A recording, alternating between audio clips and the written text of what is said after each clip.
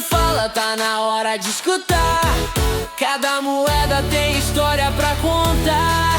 Investe aqui, poupa ali, vem aprender. No Dinheiro Fala você vai enriquecer. Meu nome é Brian e você está ouvindo O Dinheiro Fala, o podcast que te leva para as camadas mais profundas do mercado financeiro. Aquelas que a maioria tem medo até de chegar perto.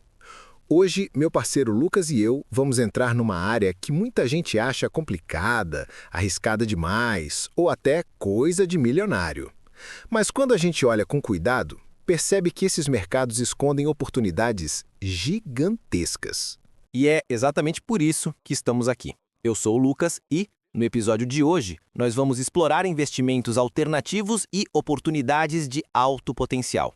Quando a gente diz isso, estamos falando de 3 universos muito específicos: criptomoedas, startups e fundos de venture capital. 3 mundos com riscos reais, mas também com retornos que, historicamente, superam e muito os investimentos tradicionais. E tem mais. Esses mercados têm a característica de permitir que investidores comuns entrem muito antes do que acontecia há 10, 20 anos. Hoje, qualquer pessoa pode comprar uma fração de Bitcoin, pode investir em uma startup via equity crowdfunding e até pode entrar em fundos que eram totalmente fechados para investidores institucionais. O jogo virou. E virou rápido. E o que a gente quer nesse episódio é separar hype de realidade. Porque em cada um desses mercados existe barulho, existe propaganda e existe uma infinidade de promessas. Mas por trás disso tudo existem fundamentos, ciclos, métricas e indicadores que mostram se uma oportunidade é realmente boa ou se é só fumaça. Antes de mergulhar em criptomoedas, startups e venture capital, vamos fazer um panorama rápido. Quando falamos investimentos alternativos, estamos falando de tudo aquilo que não é renda fixa tradicional, ações abertas na bolsa ou fundos convencionais. São investimentos que, historicamente, estavam restritos a grandes players, fundos de private equity, grandes bancos e investidores qualificados.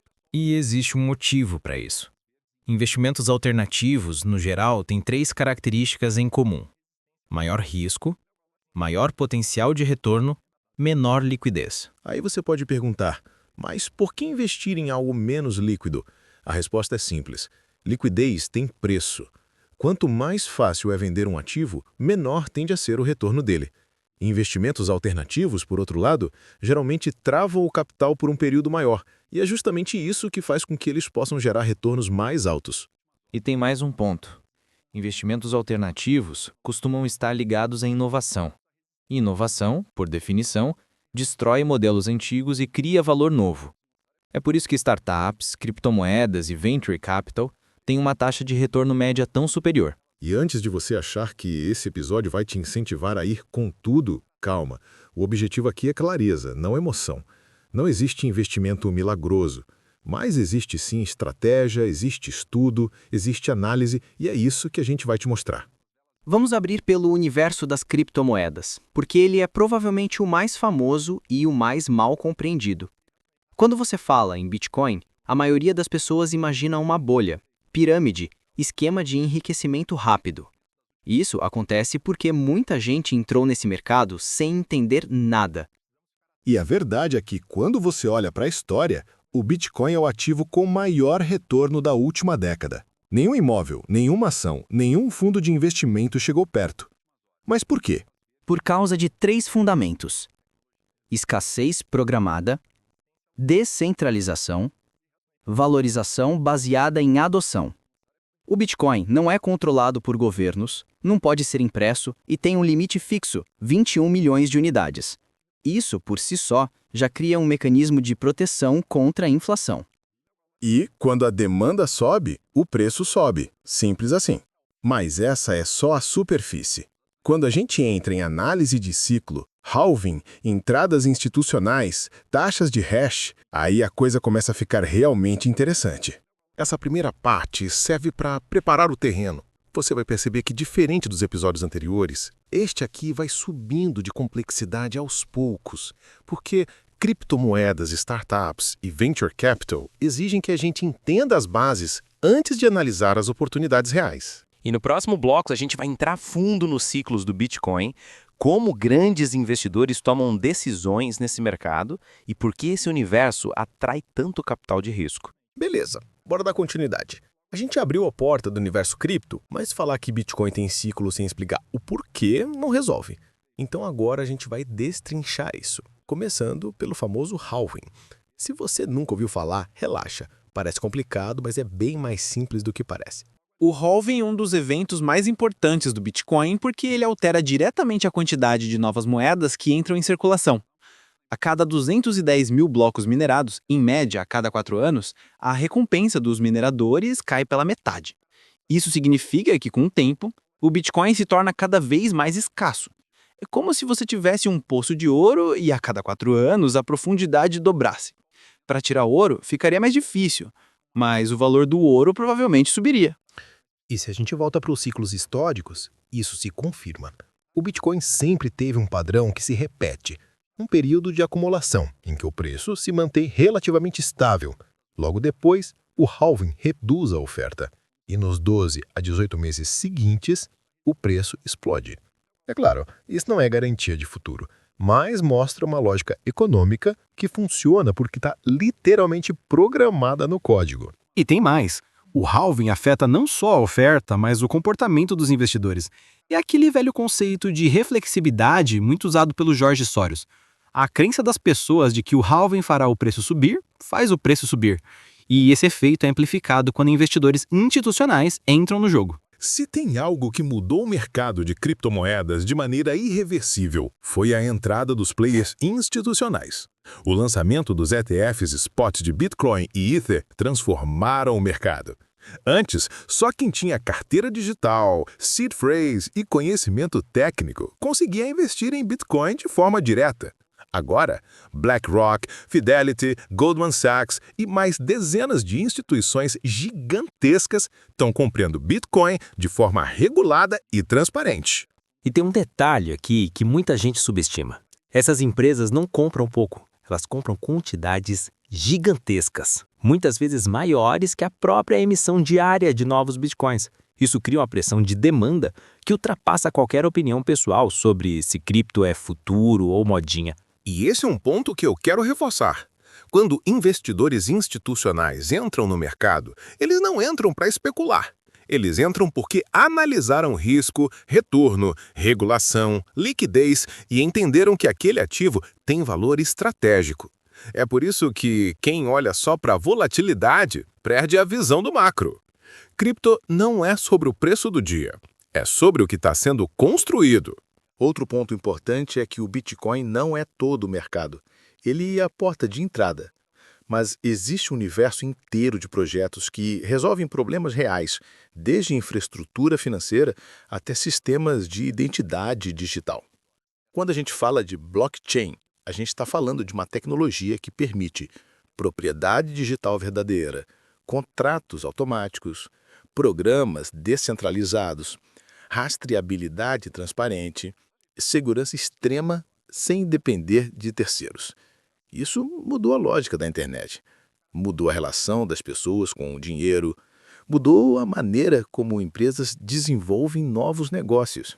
E um exemplo claro disso é o Ethereum. Ele não é só uma moeda. Ele é uma plataforma que permite a criação de aplicações, sistemas financeiros, tokens, jogos e serviços que funcionam 24 horas por dia sem depender de banco, governo ou servidor privado. É por isso que investidores sérios olham para o ecossistema cripto como um ecossistema de inovação e não como um cassino digital. Só que, claro, não dá para falar só das oportunidades. Cripto é um mercado com riscos altos e ignorar isso seria irresponsável. Entre os principais riscos estão volatilidade extrema, golpes, scams e projetos que prometem demais, hacks de protocolos fracos, regulação desfavorável em alguns países, efeitos de manada que fazem o investidor entrar na hora errada. E tem um ponto que eu sempre reforço. A maior parte do dinheiro perdido no mercado cripto não aconteceu por causa do Bitcoin ou do Ethereum. Aconteceu porque as pessoas tentaram multiplicar o dinheiro rápido em moedas desconhecidas, projetos sem fundamento, pirâmides usando o nome cripto e corretoras fraudulentas. Bitcoin é arriscado, sim, mas é infinitamente menos arriscado que um projeto obscuro que aparece do nada no TikTok prometendo 100x. A diversificação é o coração da estratégia. A maioria dos investidores profissionais que tem cripto faz algo como 80% do capital em Bitcoin e Ethereum e 20% em projetos alternativos com potencial.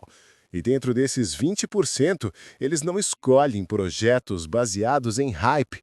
Eles analisam a equipe, a tecnologia, a utilidade, a adoção institucional e a capacidade de gerar valor de verdade.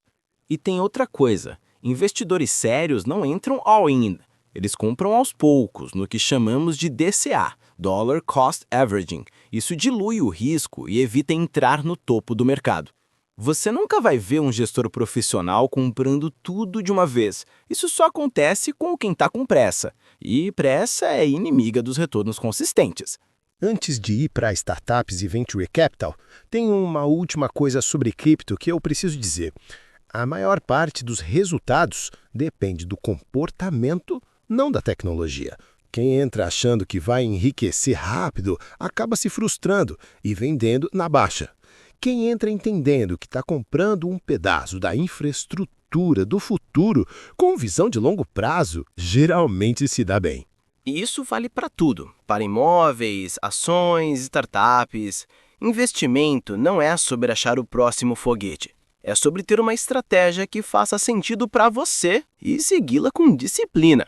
Agora que a base de cripto está bem estruturada, a gente vai fazer a transição para o mundo das startups.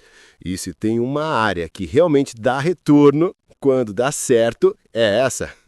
E é no próximo bloco, na parte 3, que a gente vai entrar em temas como o que realmente define uma startup, como investidores encontram empresas no início, como funciona a valuation, por que 9 em cada 10 startups morrem e por que uma única startup bem-sucedida paga todo o portfólio. Então, Lucas, agora que a gente construiu uma base sólida sobre cripto e principalmente sobre como analisar e se posicionar com critério, acho que é o momento certo para a gente entrar no segundo grande pilar dos investimentos alternativos, startups. E aqui o jogo muda completamente. A lógica é diferente, os riscos são diferentes, o horizonte de tempo é totalmente diferente. E, acima de tudo, a forma de pensar é diferente. Exatamente. No mercado cripto, você investe em ativos digitais, com liquidez imediata. Numa startup, você investe em uma empresa, ou numa ideia, dependendo do estágio. E isso significa que você está apostando não apenas no produto, mas na capacidade dos fundadores de executar. Você está apostando na disciplina, na resiliência e na inteligência deles. Investir em startup é, antes de tudo, investir em gente. Vamos começar organizando a casa. Muita gente confunde startup com empresa pequena. Não é isso. Uma startup é definida por 3 pilares fundamentais: crescimento acelerado, escalabilidade e modelo repetível. Se você tem uma hamburgueria que vende mais a cada ano, isso não é uma startup. Se você cria um app que pode atender milhões de pessoas sem aumentar proporcionalmente os custos, aí sim, estamos falando de startup. Uma startup nasce para resolver um problema de forma inovadora e escalável. Ela nasce com a intenção de crescer muito rápido, normalmente com tecnologia como base. E, principalmente, ela nasce sabendo que vai queimar caixa por muito tempo. Diferente de um negócio tradicional, onde você busca lucro imediato, numa startup você busca crescimento primeiro e lucro depois. As startups passam por estágios bem definidos e cada estágio representa um nível de risco e retorno diferente. Vamos dividir de forma simples. Pre-seed é quase só a ideia. Não tem produto final, não tem cliente, não tem faturamento. É o estágio mais arriscado e onde pequenos investimentos podem virar grandes multiplicadores ou virar pó. Seed. Aqui já existe um produto mínimo, o famoso MVP. Algo que funciona, mesmo com limitações. Já há validação inicial no mercado. Série A. Agora, a empresa já provou que tem clientes reais, faturamento e potencial de escalar. Série B em diante. A startup é mais madura, tem estrutura, tem produto consolidado. O risco cai, mas o retorno potencial também cai. E é aqui que entra a parte mais importante. Quanto mais cedo você entra, maior o risco, mas maior o retorno potencial. É por isso que investidores profissionais normalmente têm uma regra de ouro. Eles sabem que se entrarem em 10 startups no estágio inicial, 8 vão morrer. Uma vai sobreviver, e uma pode explodir e pagar todas as outras com lucro enorme. Investir em startup é estatística, não intuição. Você falou uma coisa muito importante. Não é sobre intuição. Investidores de Venture Capital usam uma metodologia extremamente disciplinada para avaliar startups. E ela começa com 3 perguntas fundamentais. O problema é real e grande? A solução proposta pela startup resolve o problema melhor do que as alternativas? O time é capaz de executar em escala? E aqui um detalhe. A pergunta mais importante não é sobre o produto, é sobre o time. Porque o produto muda, o mercado muda, o cliente muda. O que não pode mudar é a capacidade dos fundadores de aprender, adaptar e executar. É por isso que fundos de Venture Capital muitas vezes investem em empreendedores antes mesmo de ver o produto final. Eles investem na trajetória e na visão daquelas pessoas. O MVP, Minimum Viable Product, é uma das partes mais importantes da validação. Pensa no MVP como a menor versão possível de um produto que ainda entrega valor ao cliente. É do MVP que nasce o feedback, o aprendizado e a evolução. E o MVP tem uma característica essencial. Ele precisa ser testado cedo. Quanto mais rápido você coloca o produto no mundo, mais cedo você aprende o que funciona e o que não funciona. E isso reduz o risco do investimento, porque você começa a ver sinais reais de tração. Quando um investidor experiente analisa uma startup, ele está procurando métricas que comprovem o crescimento e a capacidade de escalar esse crescimento.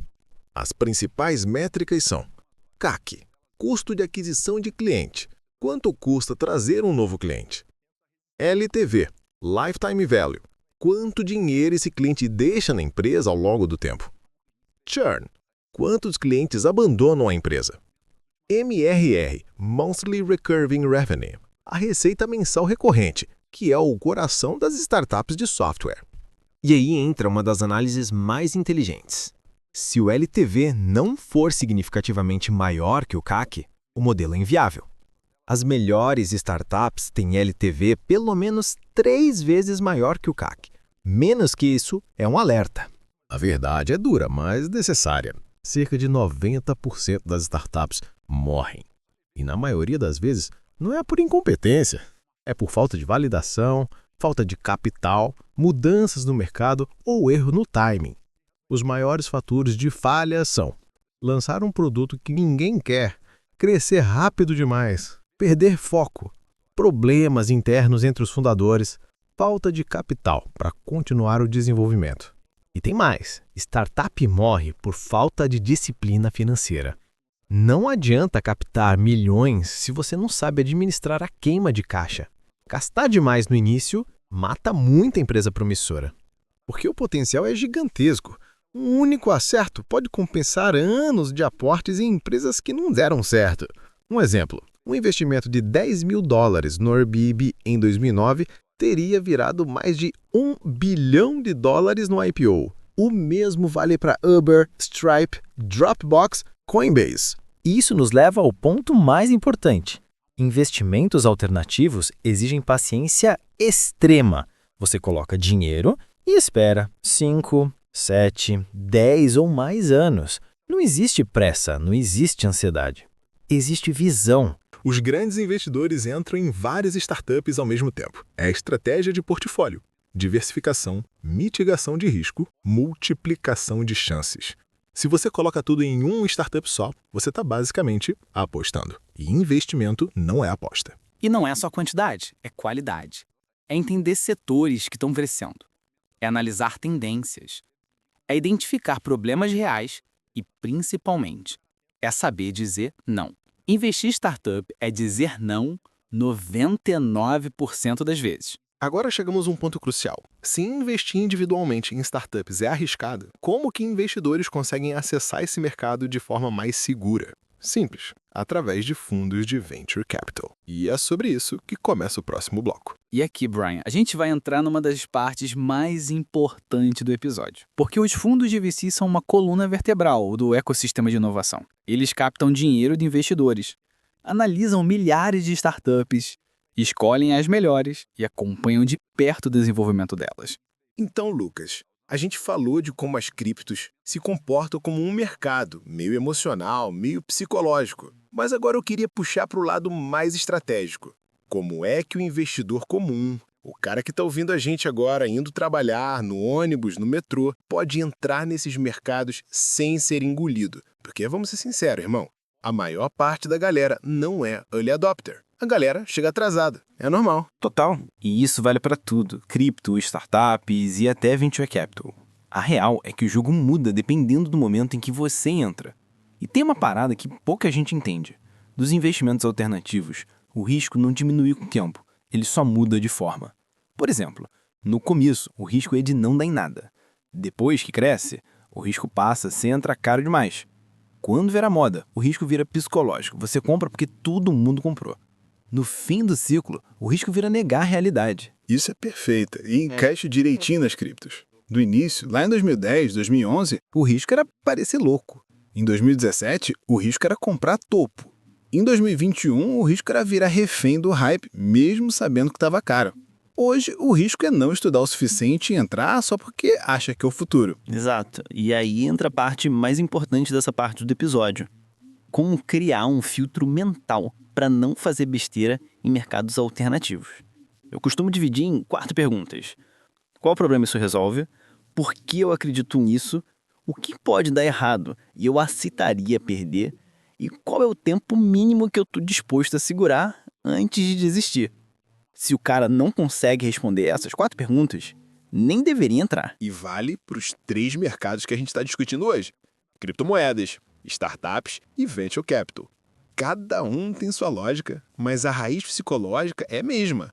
Você tem que bancar a própria escolha, sabendo que pode passar anos apanhando da volatilidade.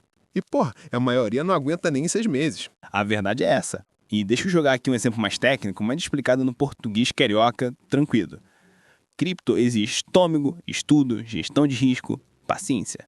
Startups exigem entender pessoas, analisar modelos de negócio, aceitar que 9 de cada 10 vão morrer. Venture capital exige visão de longo prazo absurda, entender tendências de décadas, aceitar ciclos econômicos inteiros. Ou seja, não existe investimento alternativo fácil. Existe desconhecimento disfarçado de oportunidade. E aí, Lucas, deixa eu te fazer uma pergunta que sempre chega no meu direct. Brian, dá para ficar rico com investimentos alternativos? Sincero, dá? Dá, mas não do jeito que o marketing vende. Ficar rico com esses investimentos acontece assim. Quem entra cedo demais e acerta, fica rico. Quem entra tardiamente, mas escolhe bem e mantém por anos, também pode se dar muito bem. Quem entra no hype e sai com medo, geralmente se arrebenta. Quem diversifica de forma inteligente, consegue correr frutos mesmo sem acertar o próximo Ethereum ou a próxima do Bank. Então, dá sim, mas não é receita de bolo. Perfeito. E agora, Lucas, eu queria entrar num ponto que pouca gente fala. O impacto emocional desses investimentos. Porque assim, Lucas, as pessoas acham que perdem dinheiro porque escolheram errado. Mas na real elas perdem porque se comportam errado. É emocional pra caramba. Demais.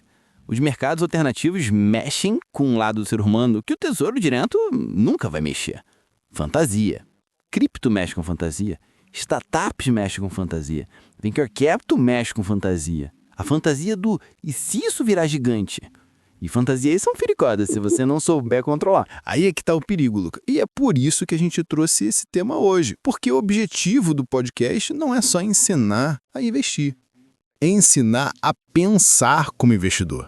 E pensar como investidor significa entender ciclos, entender risco, entender emocional, entender probabilidade e, principalmente, saber quando não investir.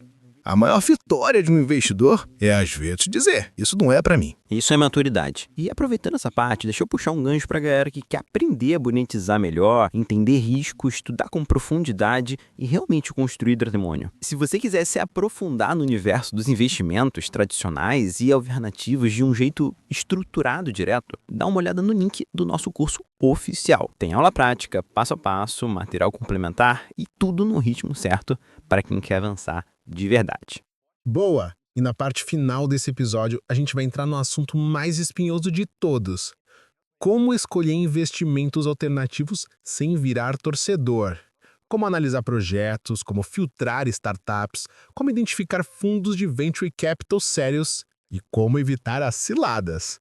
E, claro, a gente vai comentar alguns casos reais que deram muito certo e alguns que deram muito errado. E aí entra o que a gente sempre repete no privado, mas hoje vai trazer para o público. Investimento não é torcida. Investimento é diagnóstico. Você não tem que amar seu ativo. Tem que entender o comportamento dele. E, Lucas, acho até legal a gente trazer aqui um método simples, direto, que qualquer pessoa pode usar para filtrar oportunidades de alto potencial, seja cripto, startup ou fundo.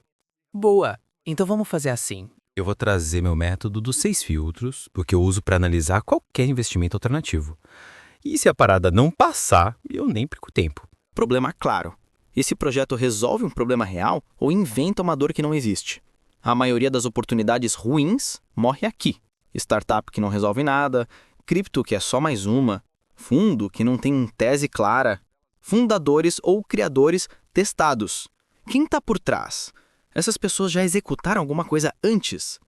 Em startup e venture capital, isso pesa demais. Em cripto também. Projetos sérios têm equipes sérias. O resto é fumaça. Modelo de crescimento. Como isso escala? Tem projeto ótimo que simplesmente não escala. E investimento que não escala, não paga. Incentivos. Esse aqui é crucial. Quem ganha dinheiro com isso? E como? Se o incentivo é torto, o projeto nasce torto. Tempo de maturação. A galera compra esperando ficar rica em um mês. Mas cripto boa geralmente leva anos para valorizar. Startup leva 5 a 7 anos para dar retorno. Venture Capital leva 10 anos. Se você não tem esse prazo, não entre. Narrativa versus realidade. A hype combina com os números? Ou é só uma história bonita? Quando narrativa é maior que os dados, cuidado. Perfeito. E aqui eu queria complementar com algo que parece óbvio, mas poucos fazem. Nunca invista em algo que você não consiga explicar em 30 segundos. Se precisar de um TED Talk para justificar o investimento, não entendeu. E se não entendeu, não faça. Exatamente. Agora, deixa eu puxar algo que prometemos no episódio anterior. Casos reais. Vou trazer 3 para ilustrar. Caso 1. O que deu muito certo? É fio. Teve fundamentos claros, problema real, contratos inteligentes, equipe forte, visão longa. Demorou, amadureceu, ganhou adesão e hoje é gigante. Não foi sorte, foi tese mais execução mais tempo. Caso 2. O que deu muito errado? Terra, Luna. Parecia perfeita no papel, mas tinha incentivos distorcidos, risco sistêmico gigantesco e dependência de um mecanismo frágil. O investidor que estuda percebeu os alertas muito antes do colapso. Foi narrativa maior que os dados. Caso 3. Startup de baixo risco com bom potencial. Nubank, lá atrás, problema real, bancos ruins e caros, escala gigantesca, fundadores preparados, incentivos alinhados, investidores profissionais atrás. O resultado não é surpresa. Esses exemplos mostram que não é sobre adivinhar o futuro. É sobre aplicar filtro. Porque, Lucas, vamos falar a verdade. Investir em oportunidades de alto potencial é fácil. Difícil é dizer não para as ruins. Isso. O sucesso no longo prazo vem da sua capacidade de evitar besteira, não de acertar milagre. Quem acerta um grande acerto e evita 9 ciladas, fica rico. Quem erra 9 vezes e acerta uma, quebra. E para fechar essa parte, eu quero que você, Lucas, responda à pergunta que todo mundo quer ouvir. Investimentos alternativos são para todo mundo? Resposta sincera, não. São para quem sabe estudar, sabe esperar, aceita perder, pensa no longo prazo e não se ilude com hype. Mas quem entra do jeito certo pode multiplicar patrimônio de formas que o mercado tradicional jamais vai permitir. Para encerrar o episódio de hoje, vamos resumir tudo em alguns pontos que realmente importam quando falamos de investimentos alternativos. O essencial é simples. Comece pequeno.